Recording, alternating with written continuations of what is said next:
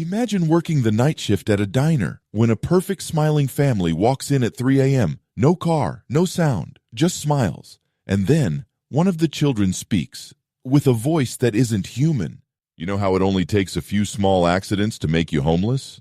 An emergency expense here, a couple of overdraft fees there, a rent check that bounced because of the fees, and an eviction notice that happened because of the bounce. I went from stable, albeit not wealthy, to sleeping in my car within 4 weeks. And I count myself lucky. At least I have a car and a job, which is why I have this story. I work the overnight shift at an all-night diner. Maybe you've heard of it, maybe you haven't. They never close. They're always hiring, and they don't really care about your background. It was the quiet hours when the time is so late, it's early. The diner was empty, so I was leaning against the counter eating a bowl of chili while I scrolled for jobs on my phone. The cook was outside having a smoke, and the only other person in the diner with me was a young pregnant girl named Cherie, who was texting her grandmother nervously. I'm going to have to leave early. My grandma is telling me I need to come get my child. I hate when she does this, but I can't afford a babysitter either. Cherie was cool, but like everyone else here, she was having a rough time. Her boyfriend was in the prison 60 miles down the road, and part of why she worked here was to fill his accounts and visit him.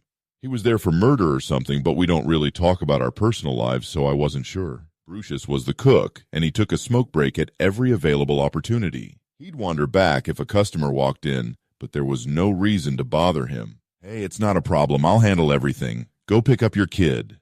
Thank you. You're a lifesaver. I owe you. Don't worry about it. I'll see you Wednesday. I had another 4 hours left on my shift, and with any luck, it would stay this quiet. Of course, since I'm here talking to you, you know I wasn't so lucky. The door dinged and a family of 4 walked in. Mom, Dad, boy, and girl. My eyes flicked to the parking lot. I didn't see a car, but told myself they parked behind the building. It's funny, but I don't remember what they look like. I only remember what they wore, real Leave It to Beaver Andy Griffith type. The dad wore a blue plaid shirt, khaki trousers, slicked back hair like an old ad. The mom wore a red gingham dress, cinched waist, perfect curls like a Betty Crocker commercial. The little girl had pigtails with yellow bows, pink shirt, blue shorts. The boy had a perfect cowlick and wore a blue shirt and red shorts. I felt unsettled. They looked perfect, but they felt wrong. Brucius came back inside, glanced once, then vanished into the kitchen.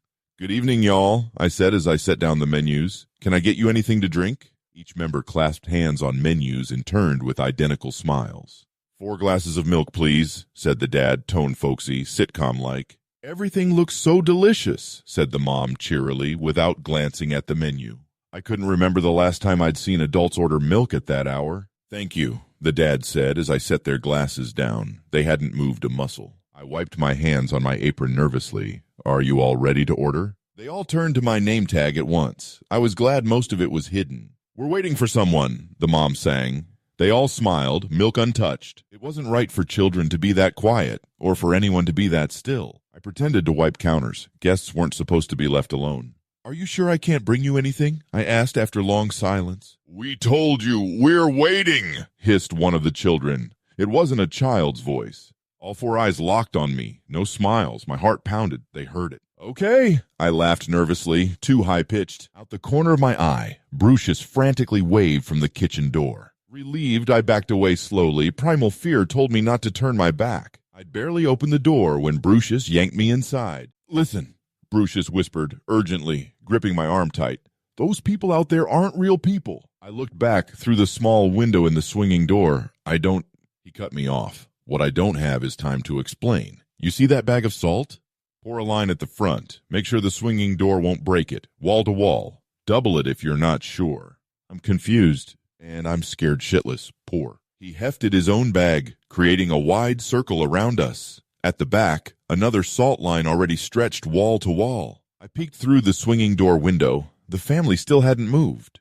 This is really fucking creepy, I muttered under my breath. Once my line was poured, Brucius pressed a finger to his lips and pointed inside the circle. He opened the circuit box, took a deep breath, and flipped the breakers. Darkness swallowed the diner. The next instant, shrieking erupted from the dining area, a sound like shattered glass tearing my skin. My ears burned, my body locked, I nearly fell. Brucius grabbed my collar to keep me inside the circle. Another shriek rolled over me. I sobbed in pain, fighting the urge to run. Suddenly, the swinging doors blasted open.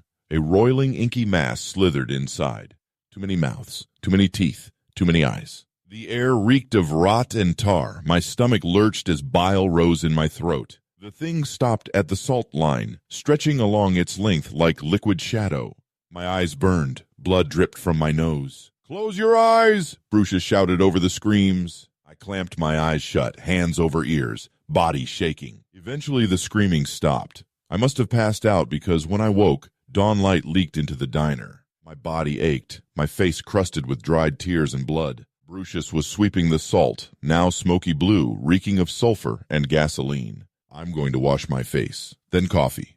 Then you tell me what the hell that was." He nodded, exhausted, lit a cigarette, and sat down across from me. "They're called the family," he said. "They show up every once in a while." He told me about the lore. A family disappeared on the highway decades ago and came back as that.